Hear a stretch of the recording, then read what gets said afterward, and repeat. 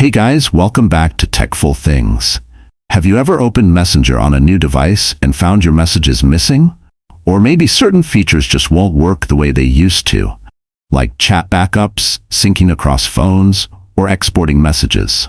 The reason behind it might be something called end-to-end encryption. Now, while this feature is great for privacy, it can sometimes limit your access to messages across devices or interfere with Messenger's flexibility. That's why in today's video, I'll guide you step by step on how to disable end-to-end encryption in Messenger and explain why you might actually want to do it, especially if you're having trouble syncing or accessing old chats.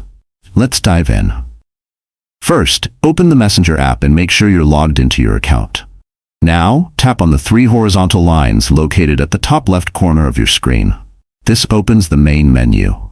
Next, tap on the gear icon. That's your settings menu. Inside the settings page, scroll down and tap on Privacy and Safety. Under the Security section, look for an option called End-to-End Encrypted Chats. Tap on it to proceed. You'll now see a section labeled Message Storage. This setting tells you whether encryption is active. If secure storage is turned on, that means end-to-end encryption is enabled. To turn it off, simply toggle off the secure storage switch. This action will disable end-to-end encryption, allowing you to access your chats more freely across multiple devices and unlock Messenger features that require standard message storage. Just keep in mind, disabling encryption means your chats won't have that extra layer of protection. So only do this if you're sure you need broader access or app functionality, like retrieving your chats on other devices or using tools that encryption blocks. And that's it. You've successfully disabled end-to-end encryption on Messenger.